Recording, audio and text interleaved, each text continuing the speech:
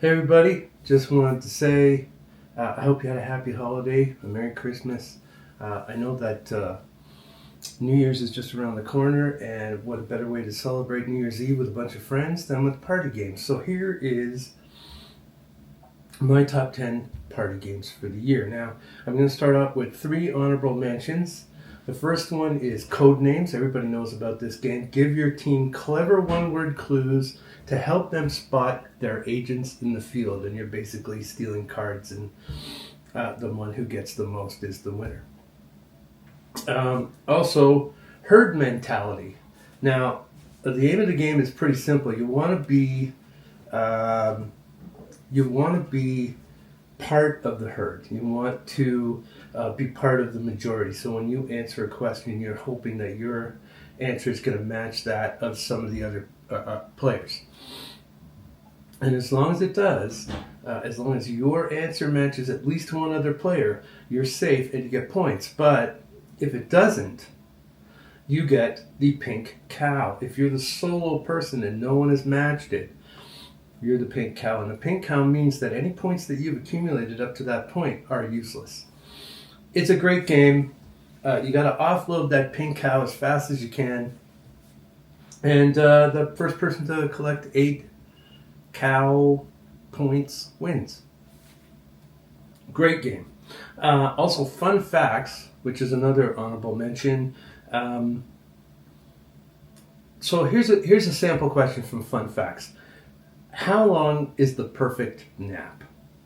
So you and all your other players have a color placard that you can write on and erase with a dry erase marker. So you write what you think, how long you think the perfect nap is. And when everybody's finished, they put it on the table in what they believe is the right order. So they think somebody thinks it's 5 minutes, somebody thinks it's an hour, they think it's half an hour, they'll put it in the middle. And you reveal to see who is right. If there are answers that are in sequential order, they get points, the other people don't. And the most points wins. It's a fun game. So those are honorable mentions. Now to the top 10. And this is a new game to our family. We just played it a couple of weeks ago with some friends, and it's taple. Now, each round in taple, one player draws a topic card. Then they hit the little hand in the middle. It's a little circular button, and you hit that and you start the timer. And the first person responds by hitting a letter and their answer starts with that letter that coincides with that category. So if it's holidays, you might hit C and say Christmas, and then you hit the timer again, and that gives the next person 10 seconds. And then the next person goes, and they may say H for Holly, and they say Holly, and they hit the button again to reset it to 10 seconds so that the next person gets 10 seconds. Pardon me. So the idea is to be the last person standing after so many rounds.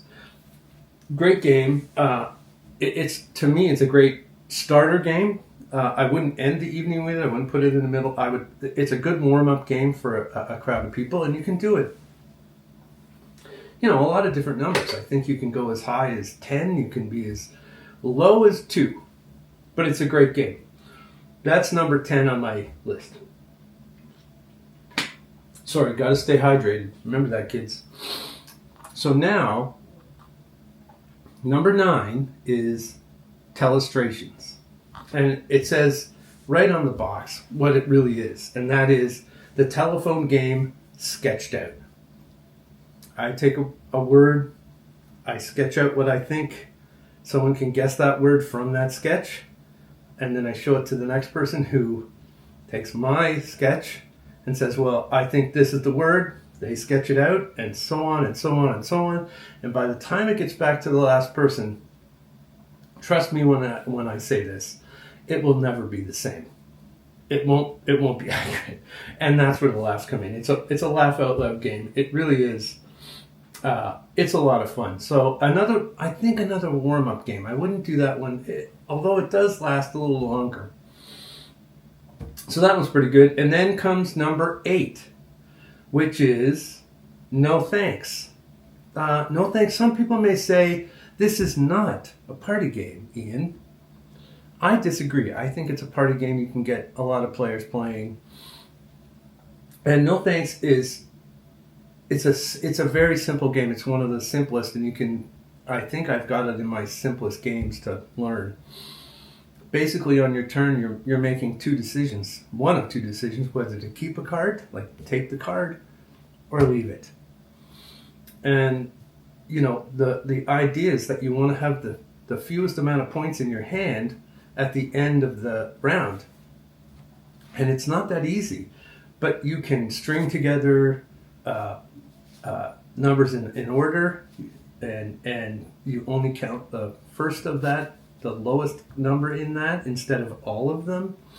So you can have some pretty high numbers, and as long as you have them in order, that lowest number. So if I have 25 and it goes up to 30, I don't count any of those numbers, only the 25. So you don't want the card, you just put a chip on it, and then the next person goes and they make the same decision. Do they put a chip on it, or do they take it and the chip?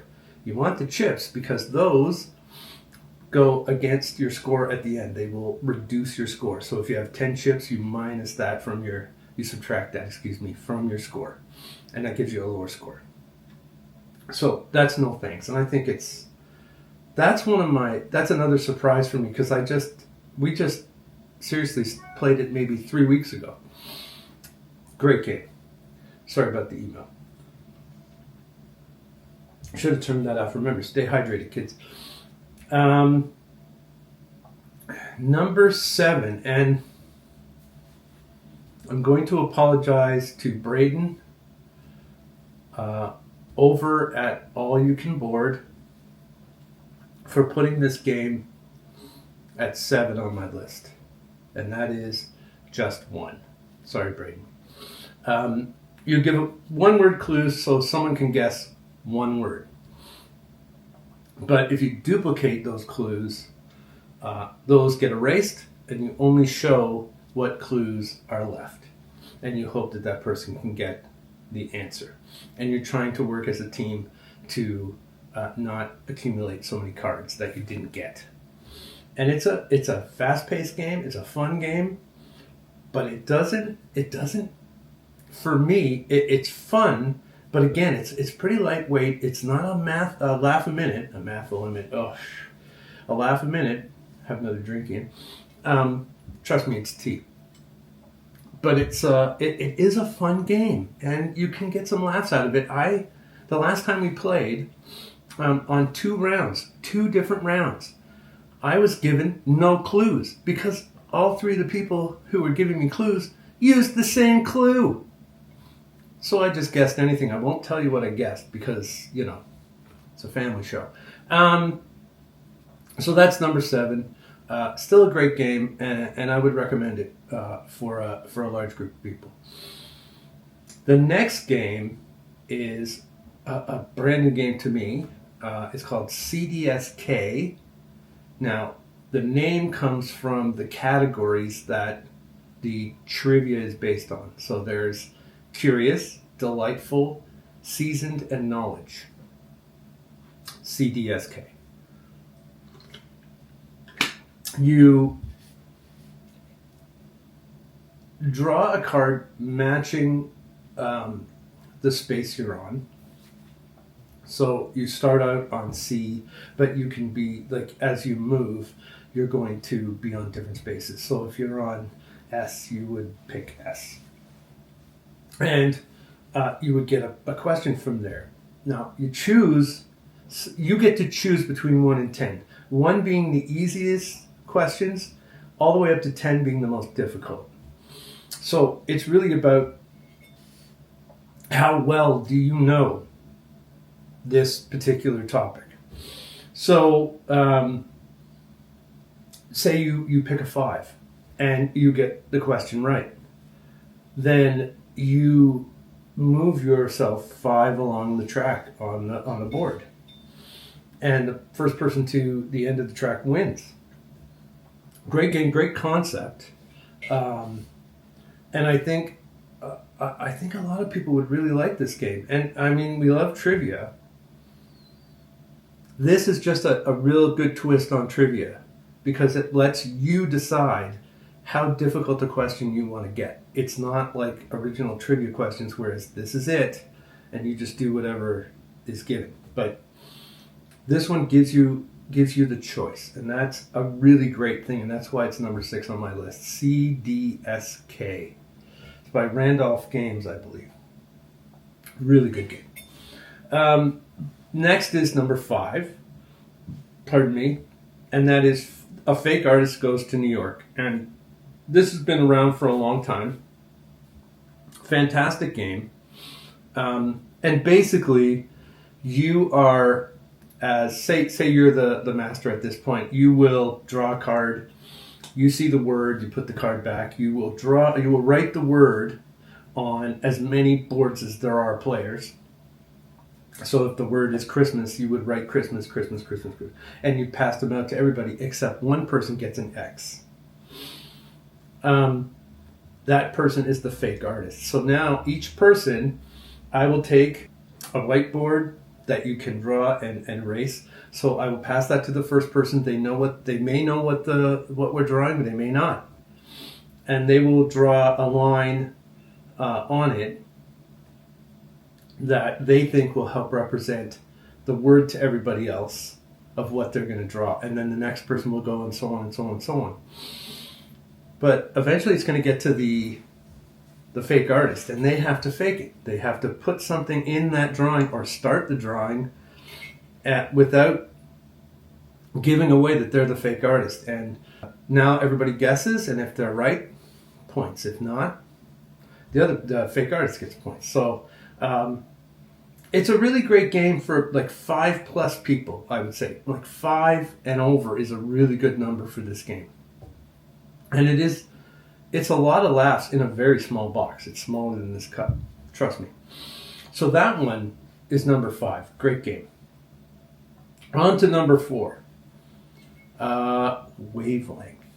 This one, let me take a drink because this one's going to be difficult to explain. This is a social deduction game. And in it, one player on the team, because it's played in teams of 2, teams of 3, 4, on each team. There's 2 teams. One person is going to be the psychic, and by that I mean they are in charge of this apparatus, which is very unusual. So here's the thing. If I'm the psychic, I will draw a card. And let's say the first thing I'm going to do is I'm going to spin from the outside of this apparatus. I'm going to spin it. Then to myself, I'm going to show myself where it landed. So right now, I'm at halfway, just beyond halfway. So the card that I draw will have opposites. So they call them binaries. And let's say I draw a card that says hot and cold. So we've already looked at where that is for me. I know where it is, but the other people who are playing the game don't know where it is. My job is to give them a word that I think lands where this is. So if it's hot and cold, I may say bathwater. And I hope that they will then discuss and say, okay, well, here's where we're going to put the marker.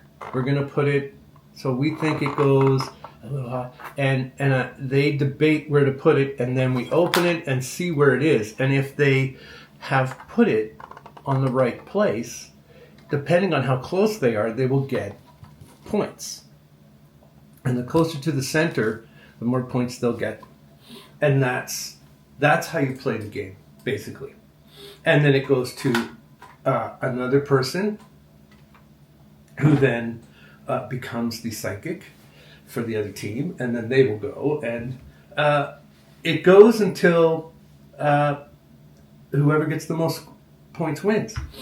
And this one is a real thinker.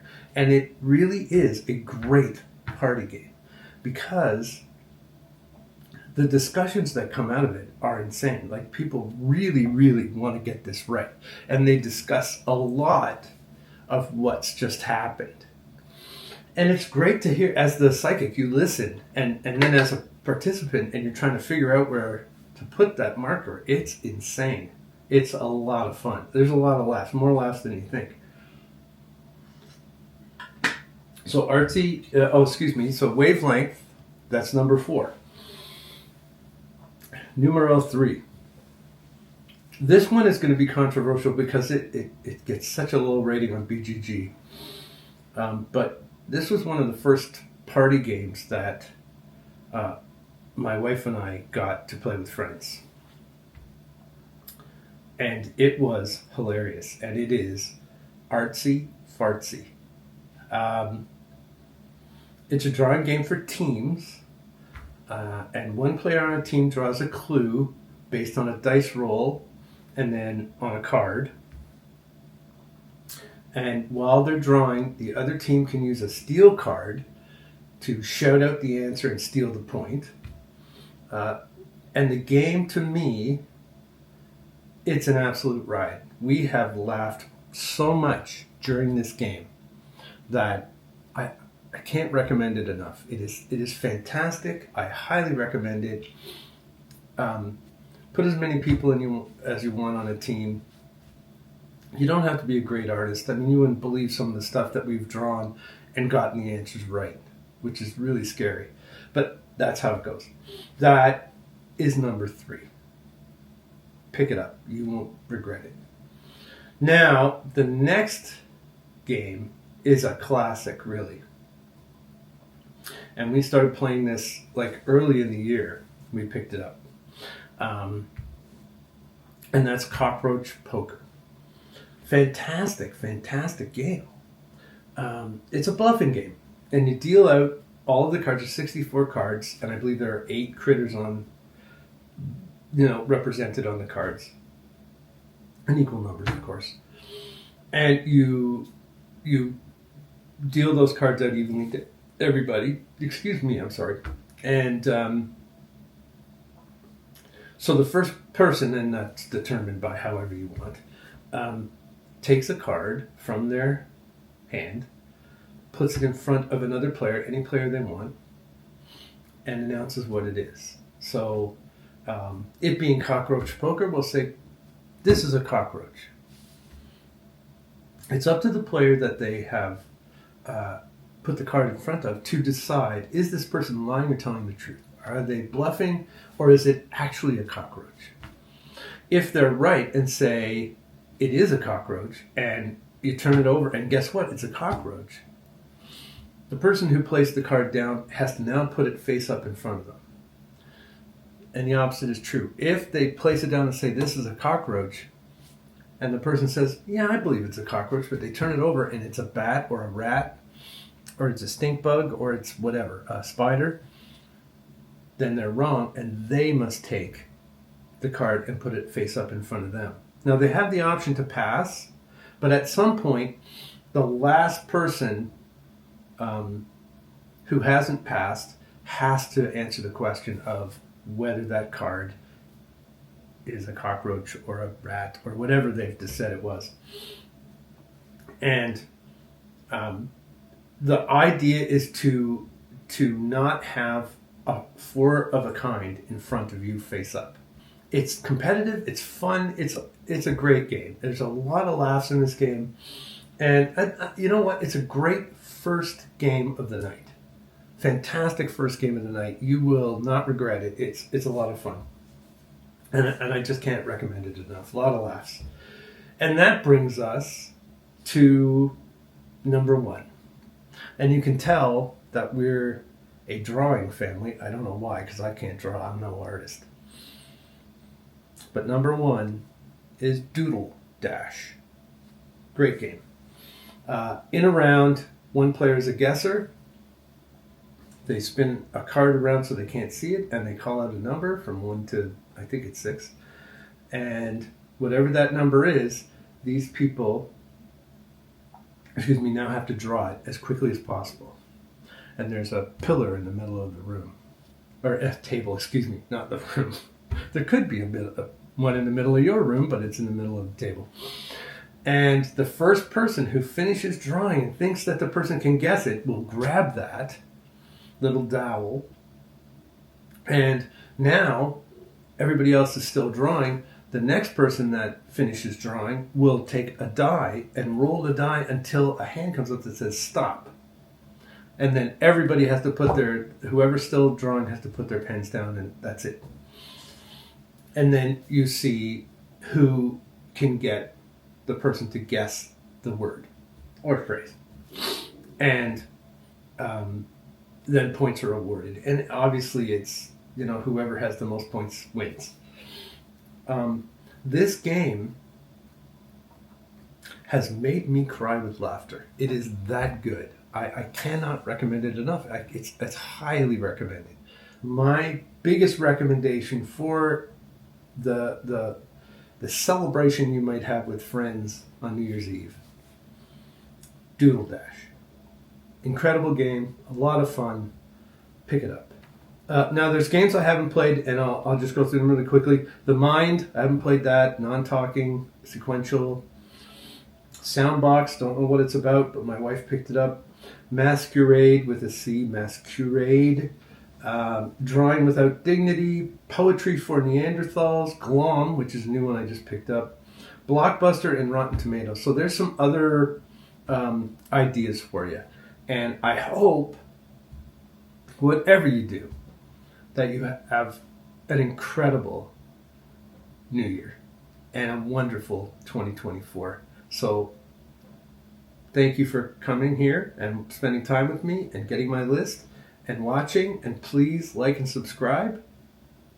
Leave a comment on what your best party games are. And thank you very much. Cheers. Happy New Year.